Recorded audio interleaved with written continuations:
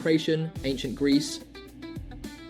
Pancration, the all-powers martial art of ancient Olympic games, blended boxing, wrestling, and dirty tactics like finger-breaking and chokeholds. Fighters like Arhichion used ankle locks and ground and pound centuries before MMA.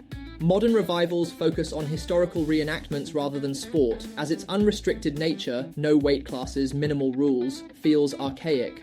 While Pancration's legacy lives in MMA's hybrid ethos, its direct techniques, like the kata-turner downward heel kick, are too risky for modern gloves and padded surfaces. The International Olympic Committee revived it in 2004, but its absence from MMA stems from better structured systems like Muay Thai and wrestling dominating training regimens. Systema, Russia, and espouse.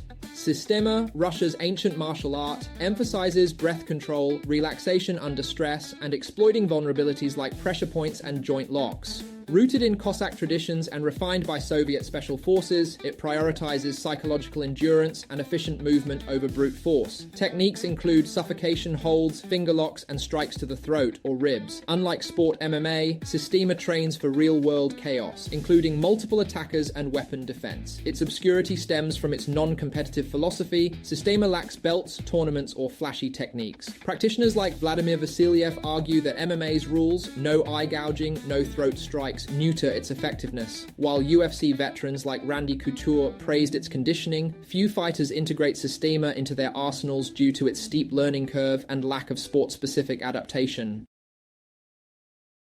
Jeet Kune Do, philosophy, exercise. Jeet Kune Do, JKD, Bruce Lee's way of the intercepting fist, isn't a style but a philosophy. It advocates adapting techniques from any martial art, boxing, fencing, wrestling, based on practicality.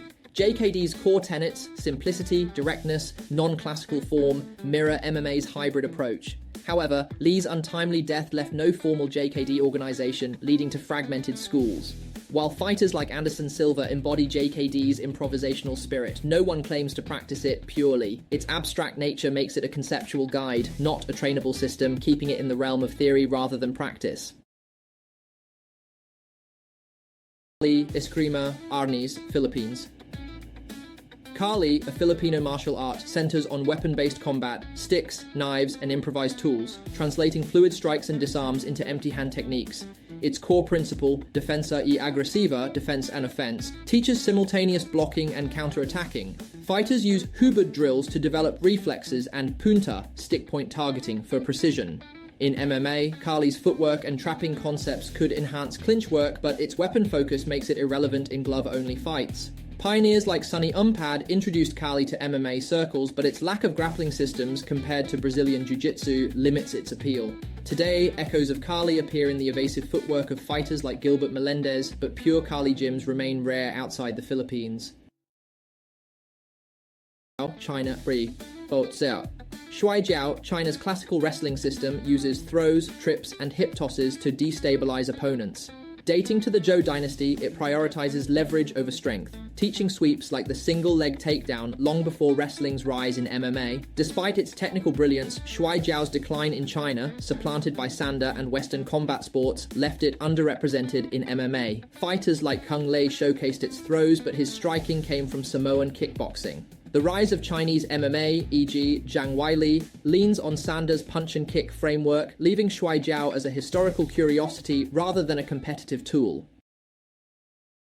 Bando, Myanmar, Bando, Myanmar's indigenous art, blends animal-style striking, tiger claws, eagle talons, with grappling and weapons. Created by Burmese soldiers, it teaches Thara, striking, and Utithu, grappling, for battlefield survival. Bando's fluid transitions between punches, throws, and joint locks resemble MMA's hybrid approach, but its secrecy, passed down through family lineages, limits global exposure. The Myanmar Bando Association promotes it internationally, yet few fighters integrate it due to scarce gyms outside Southeast Asia. While fighters like Aung Laing Sang toot Burmese heritage, his MMA game relies on Muay Thai and wrestling, not Bando. Its cultural insulation and lack of sportive evolution keep it niche. Silat, Southeast Asia, Asia, Jerik, Silat, a martial art born from the Malay archipelago encompassing Indonesia, Malaysia, Brunei, and parts of Thailand, is a holistic system blending strikes, joint manipulation, throws, and weapon use. Rooted in indigenous warrior traditions and influenced by Indian, Chinese, and Arab martial arts, Silat emphasizes deception, fluidity, and efficiency. Its philosophy revolves around buang, feinting, serak, evasive footwork, and kunci, joint locks, making it a versatile self-defense system. Practitioners train with weapons like parangs, machetes, sticks, and keris, dagger-like blades, but its empty-hand techniques, sharp elbow strikes, low kicks, and grappling are equally lethal. Shuto, Japan.